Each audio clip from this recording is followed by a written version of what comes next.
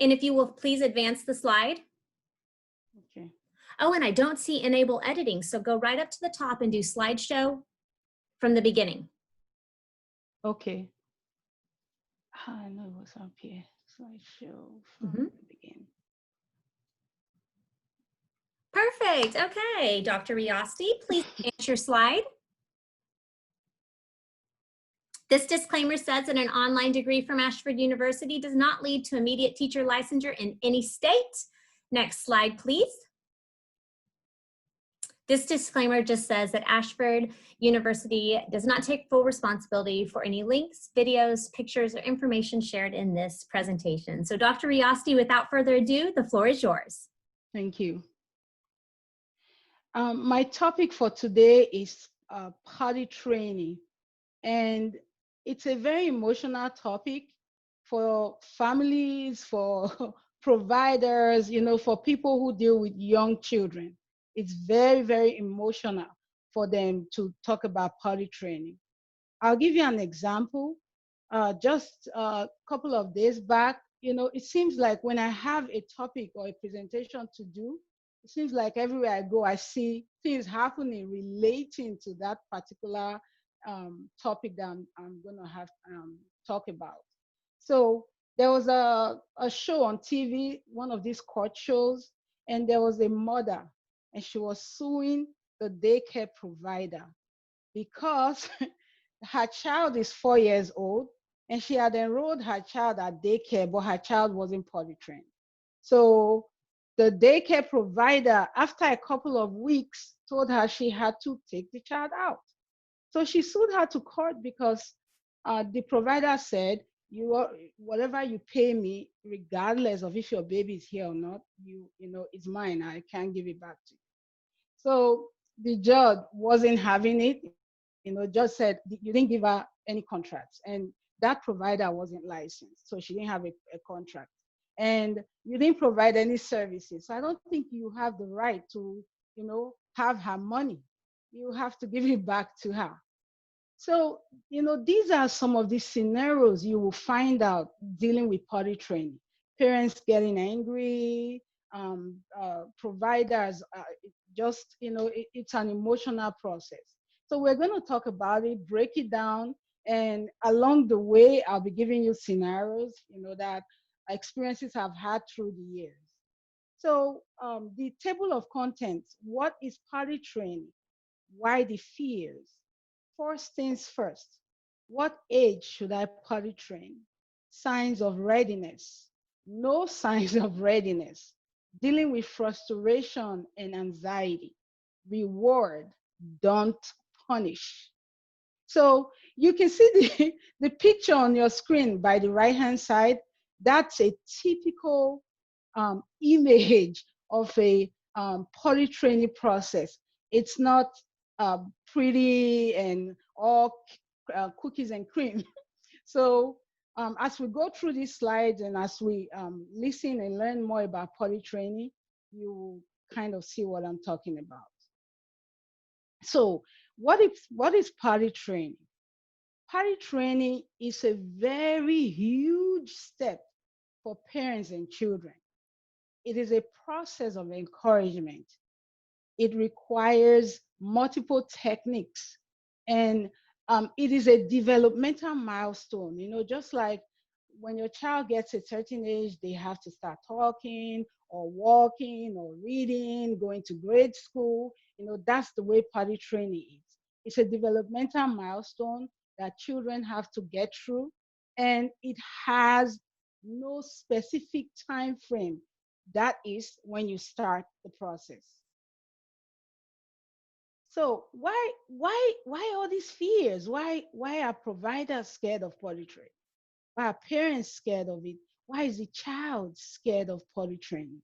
You know, because aren't we all scared of something new? If there's change, we're scared. You know, and I can give you a solid example, like this COVID-19 that hit the entire world.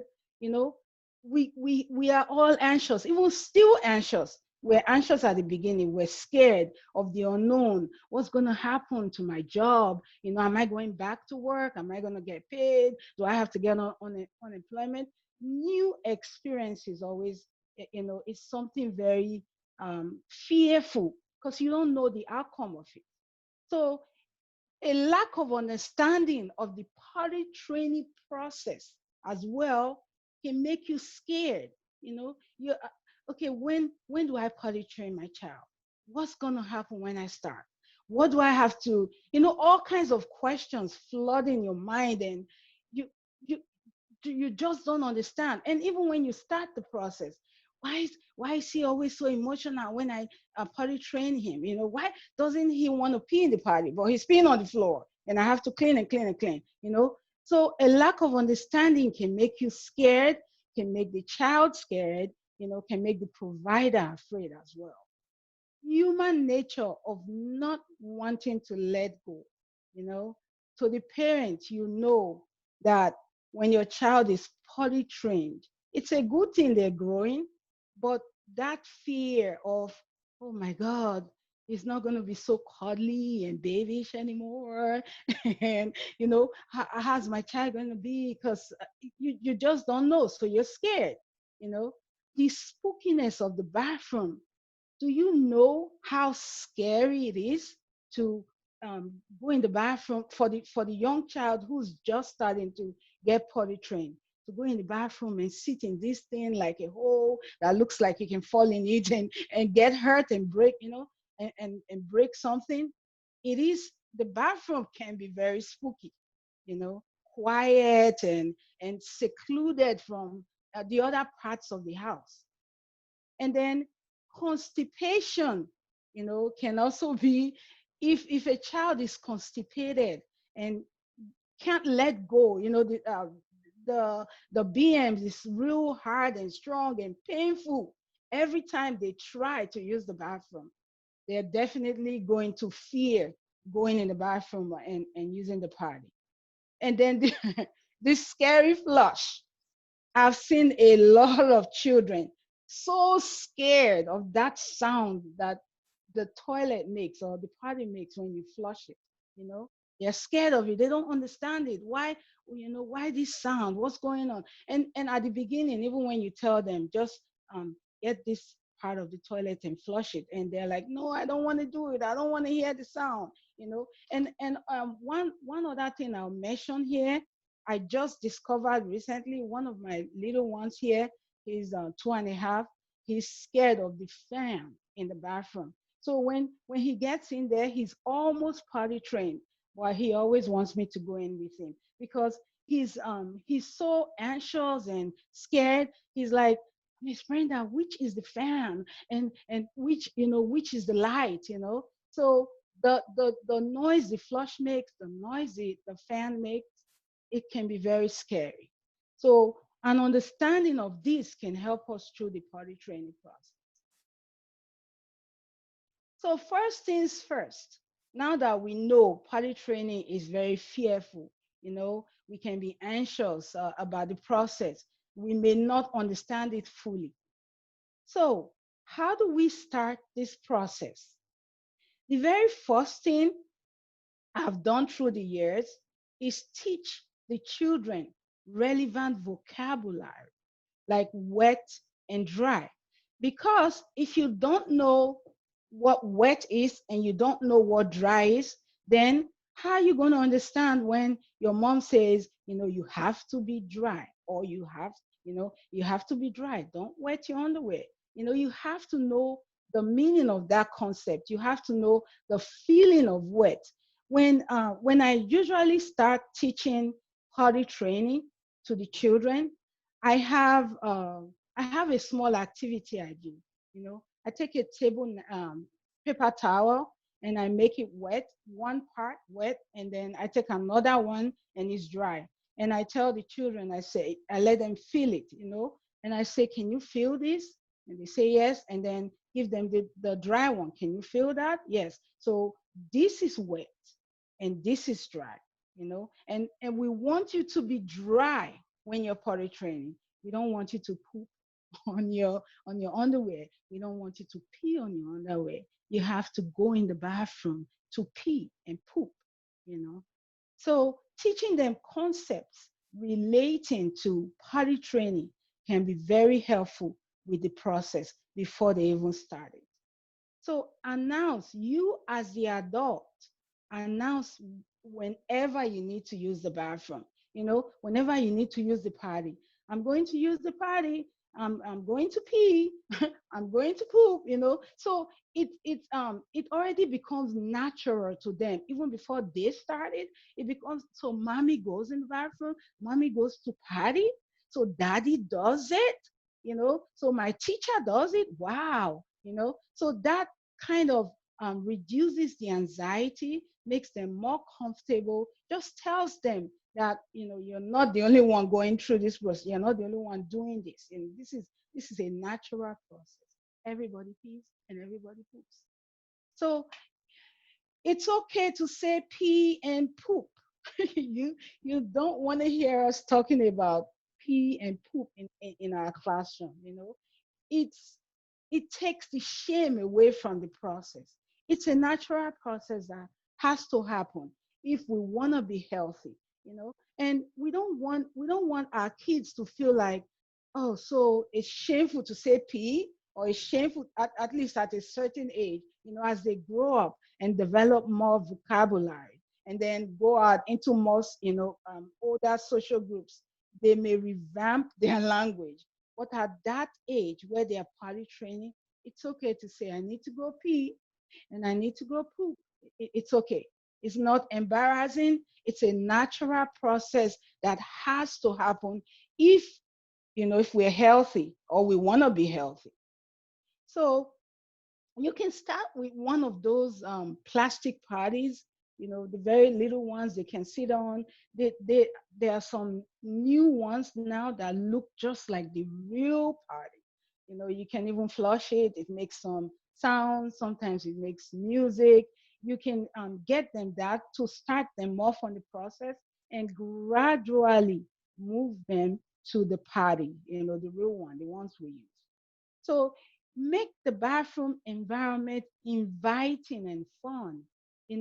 It is scary. We know it put color in it. If you want to make it nice and bright, make it light, like not dark and scary and spooky. Put some light in there. You can even experiment with all kinds of light. Just make it nice and fun. I've seen some bathrooms with music, while the child is in there. That child is not scared and anxious. They're comfortable, and it's a comfortable environment that's not spooky. And also, you can go in with them initially, and then that's the last step with the independence, one step at a time. Definitely have to go in the party with the child at the beginning and gradually stay away. Um, Stay by the door and then go somewhere where the child cannot see you, but you're still listening and hearing. Or sometimes you're timing, you're like, oh man, I think my child should be out from the bathroom by now. Or when you feel it's so quiet in there, go see what they're doing. So independence gradually, gets them comfortable in the bathroom. So at what age should I potty train? Should I potty train an infant, 0 to 1 year olds? Should I do toddlers, 18 to 24 months? What about 24 to 36 months? Is that the age for potty training? My advice to you, mothers and providers and families, don't be distracted. Think about the process, not the timing.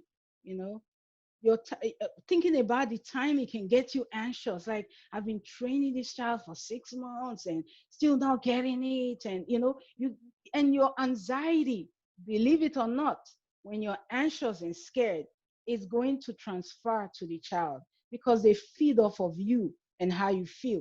If you're anxious, they're going to be anxious. So think about the process. Watch out for the signs of potty training, and if you see them, then start working on those from one step to the next. And don't worry about timing, at least at the very beginning. If you start training your child, for instance, from 18 to 24 months, at least you have 2 years to work on this, to get the child fully trained. So don't rush it. Focus on the process and not the timing. Okay. So I just talked about signs of readiness. And this is something you have to watch out for, because if you miss it, then you're going to hit that roadblock of, the willful child. And when you get to the willful child at potty training, it's not a very fun process.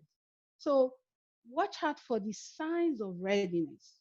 And some of the signs of readiness are consistently dry diaper for at least 2 hours, you know. And that tells you that the child is beginning to have bladder control. They cannot control their pee or their poop. So when a child is asking questions about the party, take note. They're interested. They're starting to show interest in the process. Okay, when a child takes off their soiled diapers, or just take off their clothes when they get wet. And I'll give you an example. And this is not just about the soiled diapers or self-undressing. Yesterday, I have an 18-month-old child, and we're not, mom and I are not really dealing with potty training now because they just got enrolled and the child just got enrolled. So, when you have a new enrollment, you give them time to settle in, learn the ropes, and then you start doing major stuff like potty training. So what she did when she pooped, she had her fingers in her diaper, and there was poop on her hands. And this was right after nap time. So I was moving the cats, putting the cats away, and then all of a sudden she's right in front of me with her hands soiled. So I rushed out to the bathroom and washed her hands. But she's not special needs, because special needs children will usually be very sensitive, when they poop or pee. So I know that that's a sign of potty training. And in a week or two, we're going to start working on that. That just means that this child has begun to feel a difference. When they poop in their diaper, when she poops in her diaper, she knows it's different and it's uncomfortable for her. She probably does not sense the fact that it's disgusting to have that will come later. But right now, she just knows I'm uncomfortable. I don't like this thing on my, my diaper. I'm feeling something I don't like. And what in the world is this? And then she puts her hand in there to see what it is. So that's a sign of potty training. When a child is hiding to poop or pee, I've seen this a lot of times, when all of a sudden it's quiet, they're under the table squatting or behind the door, they've started to feel the shame of pooping in their diaper or not using the potty. So that's another sign of potty training. And then actually some children will come to you and say, I need to go, I need to use the bathroom. At the beginning, they may not get it right, because sometimes they say, I need to use the bathroom, and you take them there and they don't do anything. But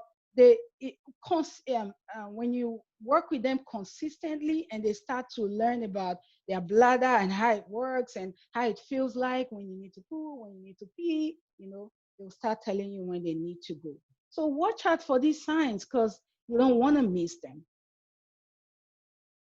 So what if my child is not showing any signs of readiness, at a certain age? Maybe the child is 2.5 or 3 years old, and I'm not seeing any sign of readiness.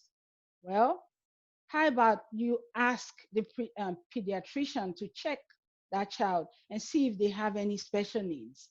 Because it could be that there's something physiologically wrong with that child, that needs to be fixed. And then the power struggle is real. And I had mentioned this at the beginning, When you miss the signs of potty training, then you're going to bump into the willfulness of potty training. And it's not, it's not fun. You know, when the child just outrightly tells you, I don't need to go. I don't want to go. But I want you to change me though, change my diaper, you know, because I feel like I'm wet, but I don't want to use the bathroom. So the power struggle is real, it's frustrating, you know. So let's try and watch out for those signs of readiness so we don't get to this stage. And then consistency is key. You cannot start potty training at the beginning of January, you know, at the first week of January, and then oh, I'm gonna give my child underwear to use, and then child goes to grandma and grandma puts diapers on them. It's not when I was learning, you know, years back, and I've seen it through the years.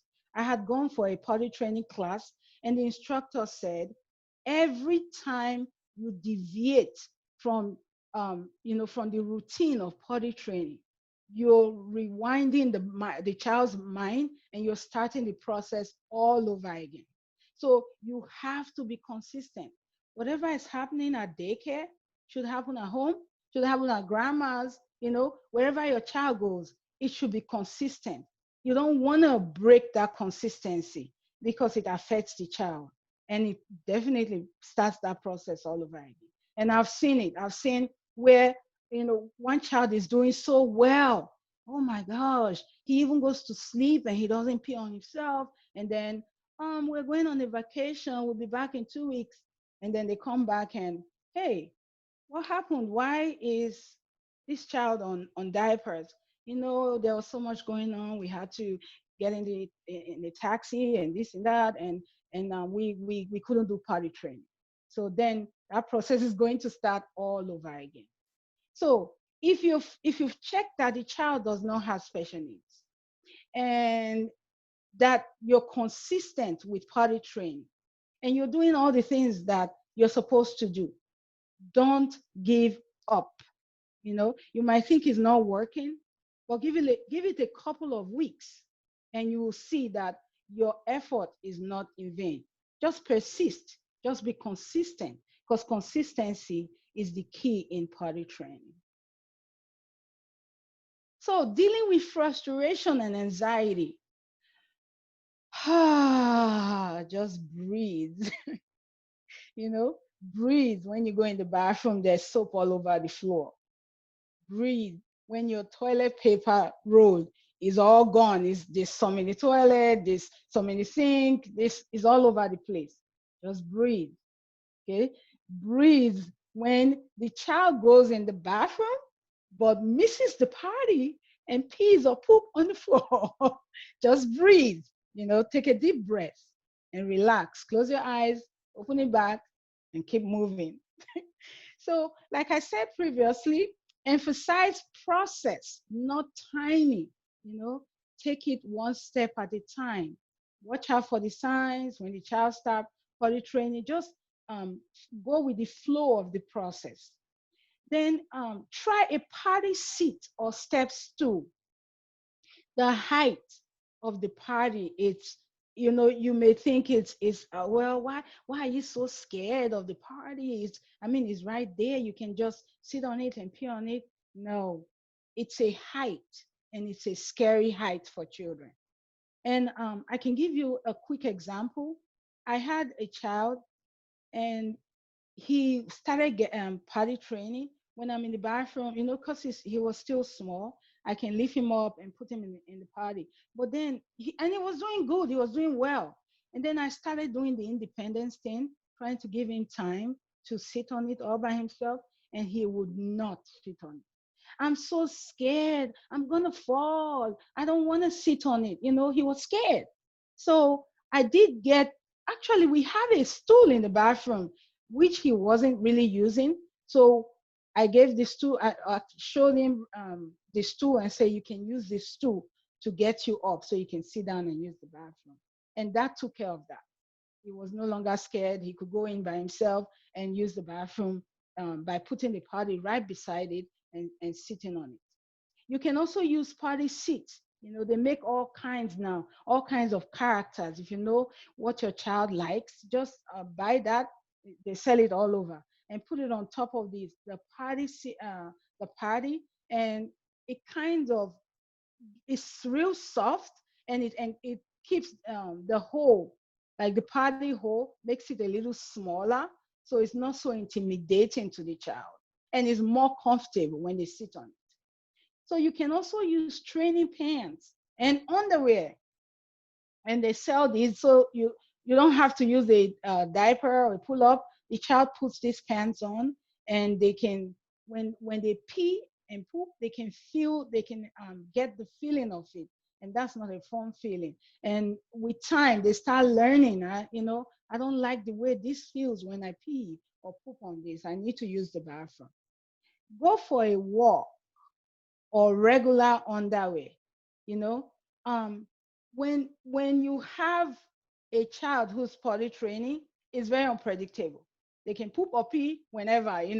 So you sometimes you probably with practice and watching your child can kind of gauge when they pee or poop. So you can put an underwear on them and take a walk. So when they're walking, they may do it and feel that discomfort of doing it, and it's not going to take a long time before they get through that process. And also, if you're scared your carpet is going to get messed up when you're potty training, and the pee and poop is unpredictable, just put an underwear on the child and take a walk. Gradually extend underwear times. When I start potty training, I start with 45 minutes. So I put an underwear on the child, and I tell the parents as well. So we're doing it at daycare and we're doing it at home. The child is doing it at home just for consistency. So they put the underwear on for 45 minutes, and then I say, go use the bathroom if they're dry within that time for a period of 2 weeks. I extend the times to an hour, and then an hour and a half, and then 2 hours. So gradually extend the underwear times as you start to trust the child more, and as you start to predict when they use the bathroom or not. Then you can make this process interesting. You can use dolls to teach the children how you can be, with the vocabulary I talked about. You can put a diaper on the child, and they even have dolls now that can pee and pee on themselves. So with that, the child is learning, and also the child is relating with the doll. So this is a normal thing. If my doll is doing it, then I can do it too. And mom is doing it, and daddy is doing it. So you're relating, the child is relating with the doll uh, about potty training. There are all kinds of music that you can use during potty training. There's I want to just sing a little one. I don't have like a star singing voice, but I'm going to pretend I'm in the bathroom and nobody's listening, and I'm just going to sing one for you. I like to sit down on the potty. It's so much fun. Sometimes I have an accident.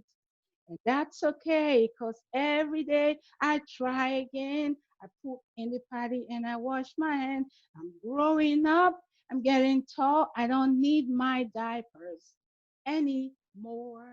And that's what we use here at my daycare. And the children know it. They love to sing it sometimes, though, because I had one child say, "No, I don't want to sing that song," because I guess the song started getting boring to her. You can read books and have the child wear favorite character underwear. So there's stuff out there in the market that can make your potty training process less frustrating or anxious.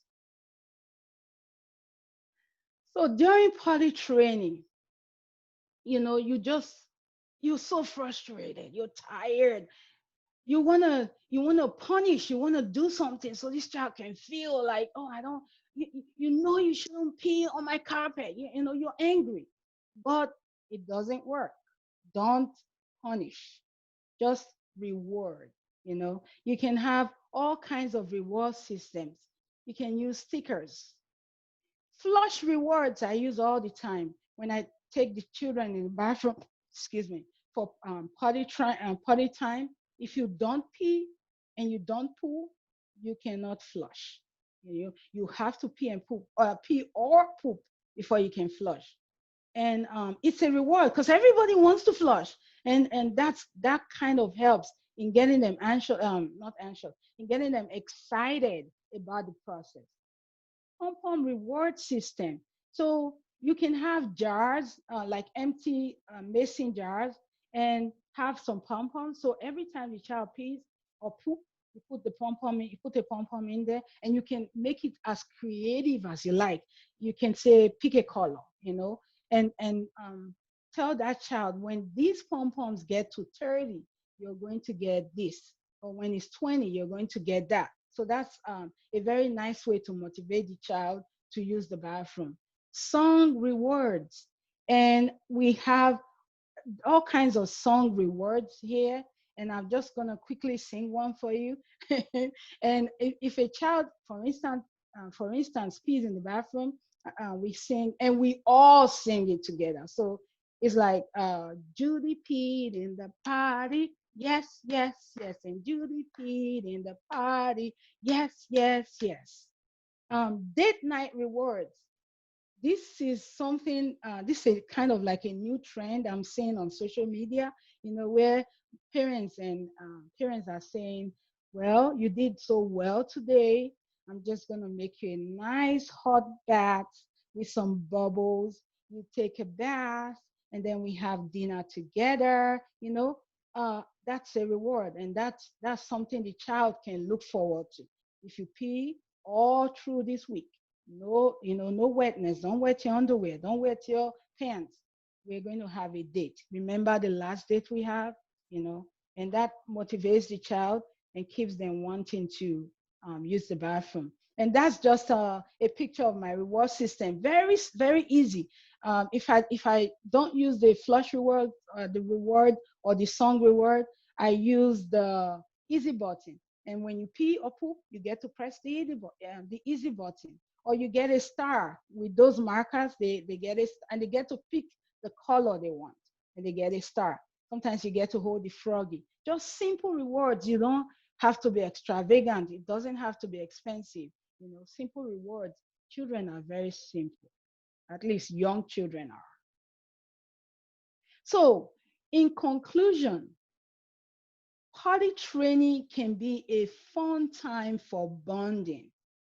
As frustrating and as anxious as the process can be, it's an amazing time to sit with a child, talk to them, ask them questions about their day. I every time, sometimes when people ask me, they say, "What's your favorite time of your day?" I always say party time. There was a time I had 12 2-year-olds in a classroom. I did have a co-teacher there, and the only time we could have with an individual child was party time. So we made it count. When they're sitting, we're talking to them. So, how was your day? Did you like your lunch? Just it's a time to bond with your child.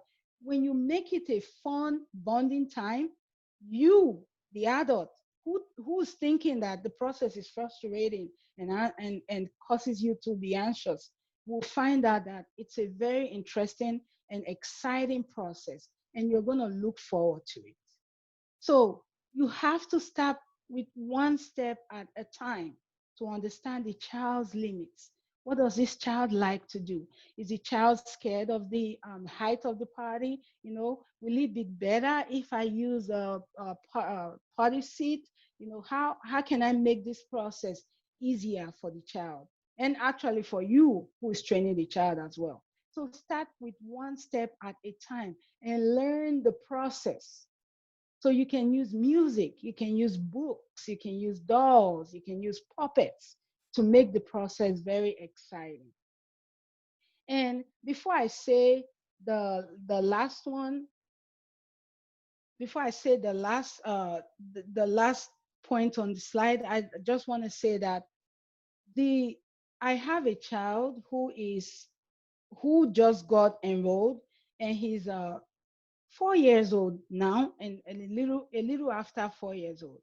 And when he first got here, oh my God, he would scream and yell. He didn't want to use the bathroom.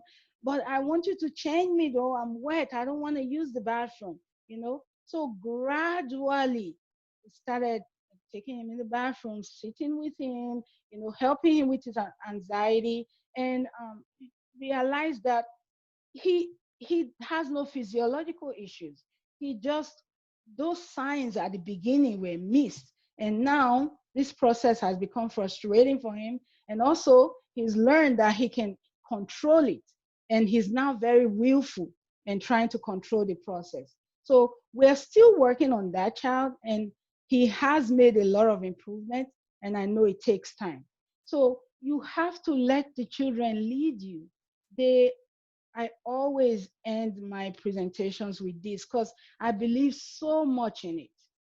Children are the best teachers. If only you can just listen to them and learn from them, you won't have a lot of problems dealing with them. Sorry. So, do we have any questions?